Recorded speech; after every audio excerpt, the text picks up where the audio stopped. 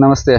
मी कैलास कोळी, निप्पाणी तालुक्यातील कारदगा गावामध्ये आज आपण आलेलो आहेत आणि हे आमचे शेतकरी मित्र आहेत संदीप खराडे आणि यांच्या साधारण 1.5 एकराचा हा ऊसाचा प्लॉट आहे.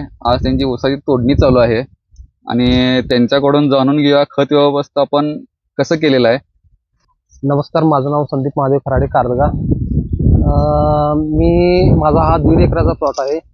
मी उन्हाळी मशागत करून पावसाळ्यात दिलची टाकली. दिलची मोडल्यानंतर 20 ऑगस्टला रोप लागण केली याची. मी रोप लागण करते वेळी बेसल डोसमध्ये नेचरकेअर फर्टिलायझर विटा यांचे ग्रीन हार्वेस आणि त्यासोबत सारथी पण वापरलेला आहे.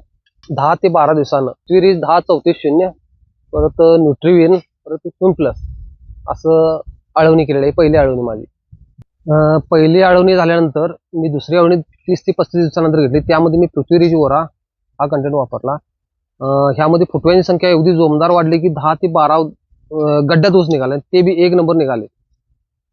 साधारण 35 ते 40 दिवसानंतर जे फुटवे निघाले ते अतिशय जोमदार आणि तजेलदार निघाले आणि साधारण 70 ते 75 दिवसानंतर ज्यावेळी बाळ भर लावायची असते त्यावेळी जे अनावश्यक फुटवे आहेत ते थांबवण्यासाठी आम्ही बाळभर लावून घेतली. त्यामध्ये खताचा डोस NPK घेतला, प्लस सूक्ष्म अन्नद्रव्य न्यूट्रिविन घेतलं, सारथी घेतलं आणि ग्रीन हार्वेस्टच्या साधारण 3 ते 4 बॅगा त्यावेळी आम्ही वापरल्या आणि उशिरा येणारे कोंब ऊसापासून जे नको आहेत आपल्याला ते थांबवले. 120 दिवसाच्या आसपास आपण या प्लॉटची मोठी भर लावलेली आहे आणि मोठ्या भरीच्या वेळी काय खत व्यवस्थापन केलेलं आहे ते आपण शेतकऱ्यांच्याकडून जाणून घेऊया. मी मोठी भर करते वेळी ग्रीन हार्वेस्टचे 5 ते 6 बॅग वापरले. त्यासोबत सारथी पण वापरलं आणि न्यूट्रिविन हे सूक्ष्म अन्नद्रव्य पण, त्यासोबत MOP 10-26-26 याचं सगळं कॉम्बिनेशन करून याला डोस दिलेला आहे. खत व्यवस्थापन केलेलं आहे. मोठी भर झाल्यानंतर कमीत कमी 2 महिन्यानंतर मी पालाकडून विरळणी करून घेतली आणि ड्रीपद्वारे सॉईल फॉर शुअर हा 3 किलो असं वापरलेलं आहे. मला याचा चांगला रिझल्ट मिळाला आहे.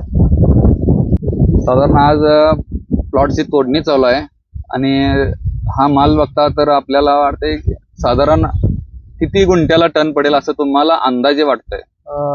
माझा गुंठ्याला माझा अपेक्षा आहे 2.5 टनाचा उतारा पडेल. उतारा मिळेल असं तुम्हाला अपेक्षित आहे? कमीत कमी 150 टन तर या प्लॉटमधून उत्पादन जायला पाहिजे. कारण नेचरकेअर फर्टिलायझरचं मी प्रोडक्ट संपूर्ण सगळं वापरले आणि त्यात मी समाधानी पण आहे. आणि वेळोवेळी मार्गदर्शन कैलास कोळी साहेबांचं देखील मला मिळालेलं आहे, नेचरकेअर फर्टिलायझर विटा यांचं. त्यामुळे चांगला रिझल्ट मिळाला आणि शेतकऱ्यांना देखील मी सांगतो की नेचरकेअर फर्टिलायझर कमीत कमी खर्चात जास्तीत जास्त उत्पादन हे नेचरकेअर फर्टिलायझरचं वैशिष्ट्य आहे. स्वतः वापरल्याने आपणही वापरा. धन्यवाद.